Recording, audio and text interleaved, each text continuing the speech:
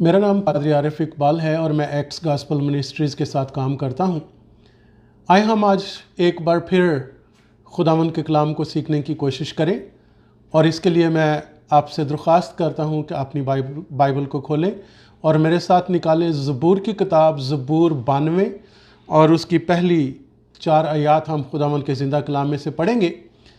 खुदावंद के कलाम में यूँ मरकूम है, क्या ही भला है खुदावंद का शुक्र करना और तेरे नाम की मदद सराई करना ए हक ताला। सुबह को तेरी शफ़क़त का इजहार करना और रात को तेरी वफ़ादारी का। 10 तार वाले साज और बरबत पर और सितार पर गूंजती हुई आवाज़ के साथ, क्योंकि ए खुदावंद तूने मुझे अपने काम से खुश किया और मैं तेरी संतकारी के सबब से शादियाना बजाऊँगा। खुदावंद के ज़िंदा कलाम के पढ़े और सुने जाने पर खुदावंद की बरकत हो। आज हम थोड़ी देर के लिए कलाम मुक़द्दस में से जिस चीज़ के बारे में सीखना चाहते हैं वो है कि खुदा की सफ़ात क्या है, खुदा की कौन कौन सी सिफ़तें हैं जिसके बारे में हम जिक्र कर सकते हैं और सीख सकते हैं। हम दूसरे लफ्ज़ों में ये भी कह सकते हैं कि खुदावंद की कौन कौन सी खूबियाँ या खुदावंद को कौन कौन सी ऐसी बातें हैं जिनके बारे में हमें सीखना ज़रूरी है। तो आए हम आज खुदावंद की पहली सिफ़त जो है उसको देखने की कोशिश करें। मेरे साथ निकालिए हबक्कुक की किताब उसका पहला बाब और उसकी 13वीं आयत। हबक्कुक की किताब उसका पहला बाब और उसकी 13वीं आयत, जहाँ पर यूँ लिखा है, तेरी आंखें ऐसी पाक हैं कि तू बदी को देख नहीं सकता और कज रफ्तारी पर निगाह नहीं कर सकता। फिर तू दगाबाजों पर क्यों नज़र करता है जब शरीर अपने से ज़्यादा सादिक को निगल जाता है, तब तू क्यों खामोश रहता है। पहली बात जो आज हम सीखने की कोशिश करेंगे वो ये है कि हबक्कुक कहता है कि ऐ खुदा तेरी आंखें ऐसी पाक हैं कि तू बदी को देख नहीं सकता। खुदावंद जो जिंदा पाक खुदा है और वो बदी को देख नहीं सकता, आज हम देखेंगे कि उसकी पहली खूबी ये है कि वो पाक है। इसीलिए यशायाह कहता है कदूस कदूस रब्बुल फ़ौज है, सारी ज़मीन उसके जलाल से मैमूर है और वो ऐसा पाक है। हमारा खुदा पाक खुदा है। इसलिए जब हम खुदावंद की पहली सिफ़त को देखते हैं तो वो कहता है कि हम सोच भी नहीं सकते कि खुदा की ज़ात में पकीज़गी और कामल पकीज़गी है। और बनी नौ इंसान जो गुनाह में डूब चुका था आदम और हवा की नाफरमानी की वजह से, उसको खुदा जो इंसान से प्यार करता था, जो ठंडे वक्त में आदम और हवा से रफ़ाकत रखता था, उसकी वो रफ़ाकत जो थी आदम और हवा के नाफरमानी करने के सबब से जो ख़त्म हो चुकी थी, खुदा उसको दोबारा बहाल करना चाहता था। और इसके लिए उसने मुख्तलिफ नबियों को भेजा, मुख्तलिफ अंबिया को भेजा ताकि वो इस रफ़ाकत को बहाल कर सकें, लेकिन कोई भी शख्स इस रफ़ाकत को बहाल नहीं कर सका, क्योंकि गुनाह की कुर्बानी के लिए एक बेऐब बर्रे की ज़रूरत थी। और खुदावंद यीशु मसीह वो बेऐब बर्रा है जिसमें कोई गुनाह नहीं था। वो कामिल खुदा और कामिल इंसान था। उसने कहा कि तुम में से कौन ऐसा शख्स है जो मुझ पर कोई गुनाह साबित कर सकता है। कोई भी शख्स उस पर गुनाह साबित ना कर सका। और फिर जब हम देखते हैं कि जब वो कुर्बानी दे रहा था, जब वो सलीब पर था और चूंकि सारी दुनिया के गुनाह उस पर लदे हुए थे और खुदावंद की आंख इतनी पाक है कि वो गुनाह को देख नहीं सकती, एक लम्हे के लिए, सिर्फ एक लम्हे के लिए बाप ने बेटे से नजर हटाई तो बेटा चिल्ला उठा, ऐ मेरे खुदा, ऐ मेरे खुदा, तूने मुझे क्यों छोड़ दिया। इसलिए कि बाप की नजर, इसलिए कि खुदा की नज़र इतनी पाक है कि वो गुनाह को देख नहीं सकती थी। इसलिए जब सारी दुनिया का गुनाह बेटे पर लदा हुआ था तो उसने कहा, एक लम्हे के लिए नज़र फेरी और बेटा चला उठा, ऐ मेरे खुदा, ऐ मेरे खुदा, तूने मुझे क्यों छोड़ दिया। मेरे अजीज़ों, अगर हम थोड़ा सा आगे बढ़ें तो हमें ये पता चलता है कि खुदाए पाक तक पहुंचने का सिर्फ एक ही रास्ता है और वो रास्ता है खुदावंद यीशु मसीह। खुदावंद यीशु मसीह के अलावा कोई और दूसरा रास्ता है ही नहीं।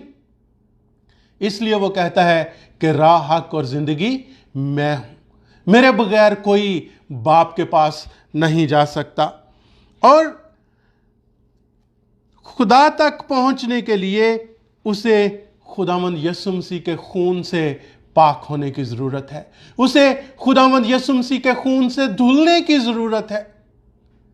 इसलिए जब हम अपने गुनाहों का इकरार करते हैं तो हम कहते हैं कि ऐ खुदा, तुम मेरे सारे गुनाह मुआफ़ कर, क्योंकि कलाम मुक़द्दस में लिखा है कि वो हमें सारी नाराज़गी से पाक करने में सच्चा और आदल है, और वह हमारे गुनाह को धोकर बर्फ़ की मानद क्या कर देता है, सफ़ेद कर देता है।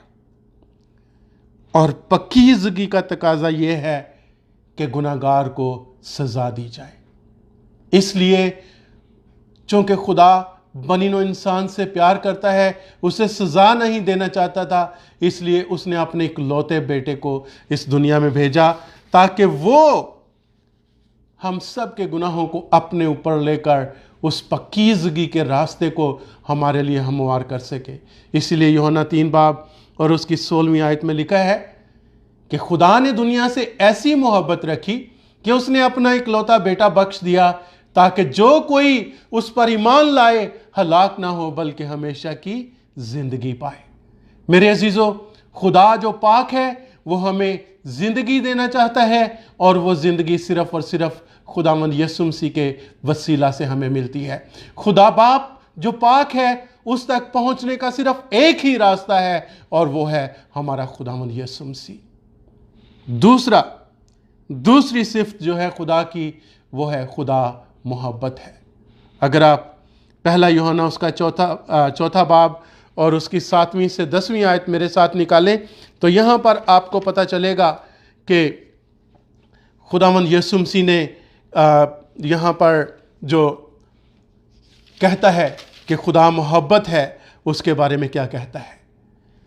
यूहन्ना रसूल उसके बारे में कहता है, ऐ अजीज़ों, आओ हम एक दूसरे से मोहब्बत रखें, क्योंकि मोहब्बत खुदा की तरफ से है, और जो कोई मोहब्बत रखता है वो खुदा से पैदा हुआ है और खुदा को जानता है। और जो मोहब्बत नहीं रखता वो खुदा को नहीं जानता, क्योंकि खुदा मोहब्बत है। अगर हम ये कहें कि हम दूसरों से मोहब्बत रखते हैं, अगर हम ये कहें कि हम दूसरों से प्यार करते हैं, और अगर हम ये भी कहें कि हम खुदा से प्यार करते हैं, और अपने भाई को जो हमारे पास रहता है, अपने हमसाये को जो हमारे साथ रहता है, अगर हम उससे नफरत करें तो हम मोहब्बत नहीं रखते। क्योंकि खुदावंद का कलाम कहता है कि अगर तू अपने भाई को जिसे तूने देखा है उससे मोहब्बत नहीं कर सकता तो खुदा से कैसे मोहब्बत कर सकता है। खुदा मोहब्बत है, और उसने इस मोहब्बत में अपने इकलौते बेटे को हमारे लिए कुर्बान किया है। मेरे अजीज़ों, इसलिए ज़रूरी है कि हम उस मोहब्बत को खुदा ने जो हमसे की है, उस मोहब्बत का सबूत जो खुदा की एक सिफ्त है, ये है कि हम दूसरों से मोहब्बत रखें। हम दावा तो करते हैं कि हम खुदा से मोहब्बत रखते हैं, लेकिन अगर हम अपने इर्द गिर्द, अपने आसपास नज़र दोहराएं तो हमें कोई ऐसी बात नज़र नहीं आती जिससे कह सके कि हम खुदा से मोहब्बत रखते हैं। अगर हम एक भूखे शख्स को खाना नहीं खिलाते, अगर हम एक नंगे शख्स को कपड़ा नहीं पहनाते, अगर हम एक प्यासे को पानी नहीं पिलाते, तो फिर हम में खुदा की मोहब्बत कहाँ है। इसलिए मेरे अजीज़ों, अगर हम चाहते हैं कि खुदा की मोहब्बत हम में नज़र आए तो हमें दूसरों के साथ मोहब्बत करना सीखना चाहिए। अगर आज हम खुदावंद की खूबियों को गिनना शुरू करें तो गिन नहीं सकते, क्योंकि खुदा की ऐसी सफ़ात हैं। जैसे हम ज़बूर 92 में गाते हैं, तेरियां सिफतां दे गौने गीत ते करना शुक्र खुदा। हम उसकी सिफतों को याद करके, हम उसकी सिफतों के बारे में बात करके हम खुदावंद के शुक्रगुजारी करते हैं। दूसरी बात यह है कि वो अपने वादों में सच्चा खुदा है, वो अपने वादों में वफादार खुदा है। फिर चौथी बात है कि खुदा रहम करने वाला है, क्योंकि कलाम मुक़द्दस में लिखा है वो रहीम है और उसकी शफ़क़त अबदी है।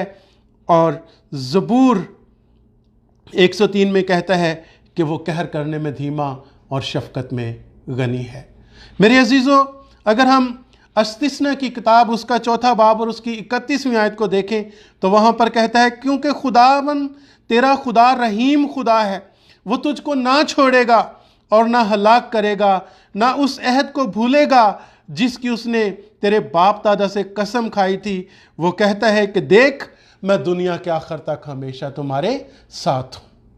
खुदावन आपको और मुझे आज के कलाम के वसीला से बरकत बख्शे और हमें खुदा की सिफतों पर गौर करने का और उनको अपनी ज़िंदगी में अपनाने का फजल बख्शे। आमीन।